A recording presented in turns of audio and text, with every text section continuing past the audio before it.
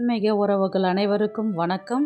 இன்றைக்கி நம்ம என்ன பதிவு பார்க்க போகிறோன்றது பார்த்திங்கன்னா, மதுரை மீனாட்சி திருக்கல்யாணம் என்னைக்கு வருது, நம்ம விரதம் இருந்து தாலி சரடு மாற்றினால் கிடைக்கக்கூடிய பலன்கள் என்ன என்று பார்க்கலாம். வாங்க வீடியோக்குள்ளே போகலாம். புதுசாக பார்க்குறவங்களா இருந்தால் சப்ஸ்கிரைப் பண்ணிக்கோங்க, லைக்கு ஹைப்பு கொடுத்து விடுங்க.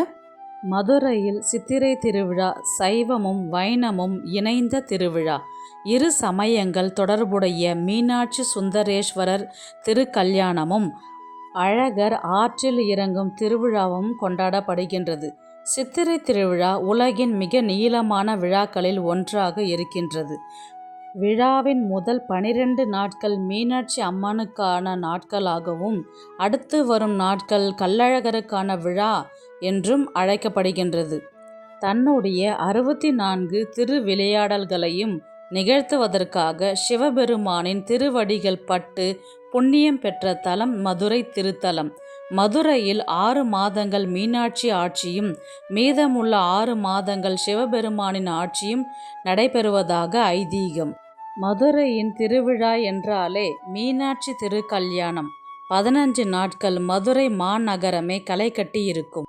மீனாட்சி திருக்கல்யாண வைபவம் மதுரை மீனாட்சி அம்மன் கோவிலில் உள்ள திருக்கல்யாண மண்டபத்தில் நடைபெறும். கோவிலுக்குள் சென்று திருக்கல்யாண வைபவத்தை தரிசிக்க முடியாதவர்கள் சுற்றி உள்ள 4 மாட வீதிகளிலும் பெரிய LED திரைகள் அமைத்து அதில் திருக்கல்யாண வைபவத்தை நேரடியாக ஒளிபரப்பு செய்யப்படுகின்றது. ஒரு சிலர் தங்கள் குடும்ப வழக்கப்படி தாலி சரடு மாற்றும் வழக்கம் உள்ளது. காரட்டையான் நோன்பு, மதுரை மீனாட்சி அம்மன் சுந்தரேஸ்வரர் கல்யாணம், ஆடிப்பெருக்கு இந்த நாட்களை பயன்படுத்தி மாற்றிக்கொள்வார்கள். உங்கள் குடும்பத்தில் எது வழக்கமோ அந்த முறைப்படி நீங்கள் தாலி சரடை மாற்றிக்கொள்ளலாம். புதுசாக தாலி சரடு மாற்ற நினைக்கும் தோழிகள் இந்த திருக்கல்யாணத்தை பயன்படுத்தி மாற்றிக்கொள்ளலாம். புதுசாக இப்போதான் கல்யாணம் பண்ணியிருக்கிறவங்க தாலி சரடு மாற்றலாம் என்று கேட்டால் தாலி சரடு மாற்ற வேண்டும் என்ற அவசியம் இல்லை. மீனாட்சி திருக்கல்யாணத்தை பார்ப்பதாலும் விரதம் இருந்து அன்றைக்கு தாலி சரடு மாற்றுவதால் கிடைக்கக்கூடிய பலன்கள் பார்த்தீங்கன்னா, மீனாட்சி திருக்கல்யாணத்தை காண்பதால் நமக்கு அன்னையின் அருள் பரிபூர்ணமாக கிடைக்கும். திருமண தடை உள்ளவர்களுக்கு திருமணம் நடைபெறும். மாங்கல்ய தோஷம் உள்ளிட்ட தோஷங்களால் பாவங்கள் அனைத்தும் நீங்கும். வாழ்வில் மகிழ்ச்சி நிம்மதி நிலைக்கும். வீட்டில் மங்களம் பெருகும். அன்னையின் அருளால் அனைத்து நலன்களும் கிடைக்கும் என்பது ஐதீகம். தாலி சரடு மாற்ற நல்ல நேரம் பார்த்தீங்கன்னா, அம்மன் திருக்கல்யாணம் நடைபெறும் பொழுது பெண்கள் பலருக்கும் தாலி சரடு மாற்றிக்கொள்ளும் வழக்கம் உண்டு. இதனால் மீனாட்சியின் அருளால் அவளைப் போலவே நமக்கும் தீர்க்க சுமங்கலி பாக்கியம் கிடைக்கும். மங்களமான வாழ்வு அமையும் என்பது நம்பிக்கை. அதனால் இந்த ஆண்டு தாலி சரடு மாற்ற நினைப்பவர்கள் இந்த நேரத்தை பயன்படுத்தி மாற்றிக்கொள்ளலாம். மீனாட்சி திருக்கல்யாணம் என்னைக்கு வருதுன்றது பார்க்கலாம். ஏப்ரல் 28ஆம் தேதி செவ்வாய்க்கிழமை மீனாட்சி சுந்தரேஸ்வரர் திருக்கல்யாணம் நடைபெறுகின்றது. தாலி சரடு மாற்றக்கூடிய நல்ல நேரம் காலை 8:35 மணி முதல் 8:59 மணி வரை திருக்கல்யாணம் நடைபெறும். அந்த நேரத்தை நீங்கள் பயன்படுத்தி தாலி சரடு மாற்றிக்கொள்ளலாம்.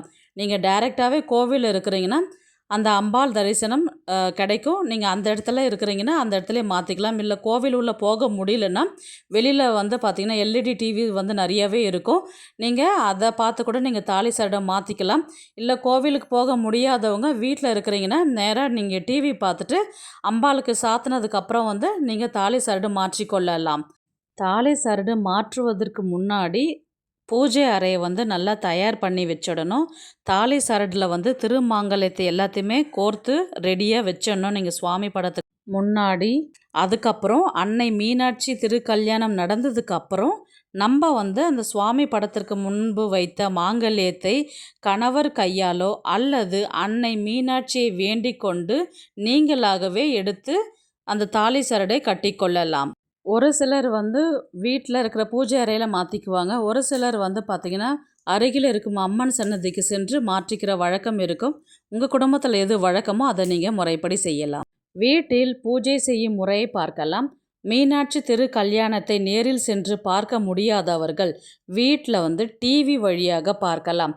பூஜை அறையில் அம்மனின் படத்திற்கு வாசனை மலர்களை சாற்றி மஞ்சள் குங்குமம் வைத்து அலங்காரம் செய்து அம்மனுக்கு ஏதாவது இனிப்பு நெய்வேத்தியம் செய்து படைக்கலாம்.